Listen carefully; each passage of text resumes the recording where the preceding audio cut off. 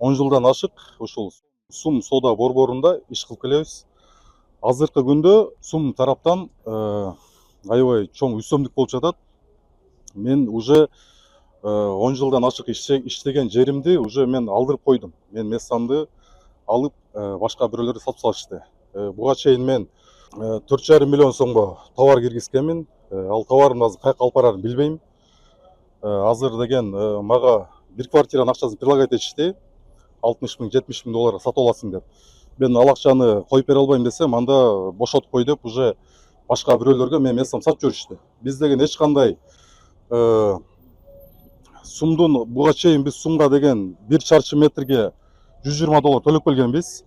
Азыркы күндө 150 долларга көтөрүштү. Биз ал акчаны төлөгөнгө макулбуз. Биз төлөйбүз десек, силер 150 доллар төлөсүңөр 1 чарчы метрге. Адан тышкары деген ушундай 60-70 миң долларга мессаңарды сатып аласыңар деп бизге ушундай үстөмдүк болуп жатат.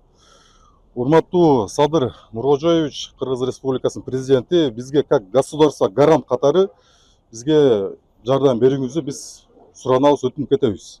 Сумду биз башка бир какой-то фирмага, Global деген фирмага биз арендага бердик. Эми силер ошак менен сүйлөшөсүңөр деди.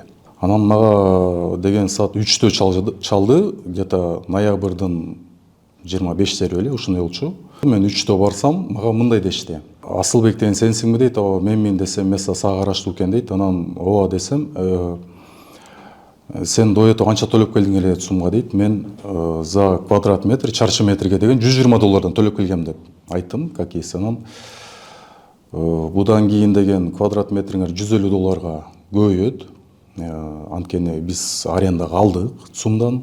Global айтып атат, Global менен сүйлөшүп атам. Анан 150 доллардан за квадрат төлөйсүң. Анан сеникени азыр карап көрсөк дейт, 6-3 квадрат экен, квадратурасын 10 миң доллардан сатып аласың дейт. Анан саат 3-тө баргам, мага эме деди, кечки саат 6-га чейин 10 миң доллар алып келип бер, ошол эле күнү, 2 сааттын ичинде.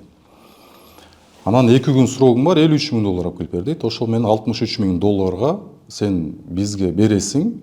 Анан ай сайын бизге ошондой эле 120 эмес, уже 150 доллар төлөйсүң дейт. Анан получается мен айттым да, эми ал кандай болуп калат? Силер мага сумду сатып атасыңарбы? Сатып же техпаспорт бересиңерби, собственник боломбу буякта десем, жок дейт. Андай болбойт, сен просто силерде деген ушундай мессаңар сатылат экен якобы.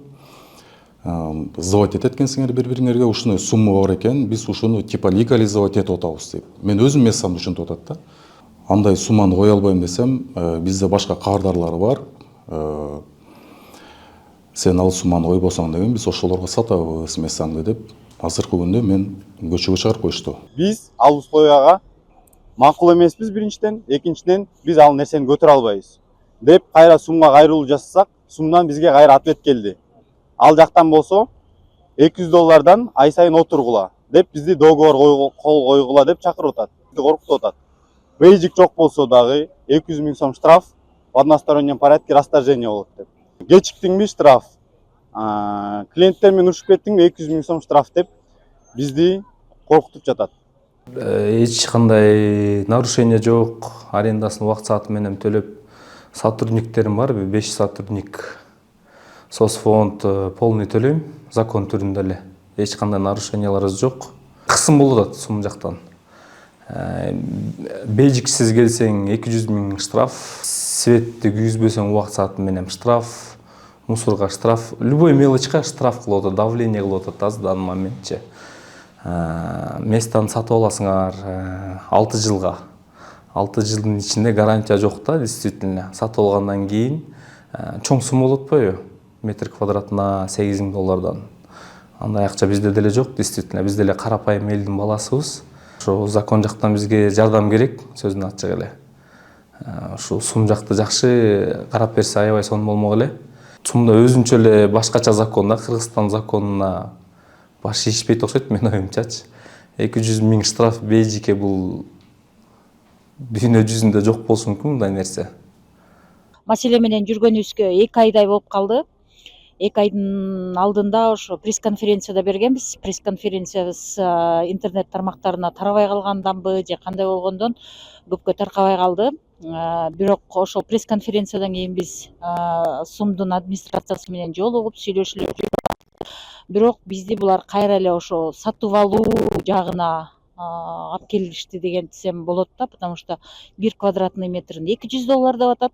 $200 болгондо ошондо бир күндө 1 квадратный метр 9 квадратта отурам. Мен өзүмдүн орто эсебим менен эсептесем 10 000 сомдон чыгат экен. Бизди мындай айтканда жарга эле такап атышат. Биз ошон үчүн договор чыккан, кол койгула деп атат. Биз ошол договордон дагы күмөн санап кол койбой атабыз. Эртең ошол акчаны иштеп таап төлөп иштеп кете алабызбы же кете албайбызбы деген ошол бизде эме болуп атат, күмөн болуп атат. Андан кийинки маселе бул эмнеге анчалык көтөрүп атасыңар десек, биз частный собственностьбыз, жеке менчикпиз. Биз каалагандай бааны көтөрөбүз. Бизге эч кандай закон иштебейт деген деле бизге түшүндүрүштү да. Биз ошону менен үнүбүз эч кимге жетпей атат.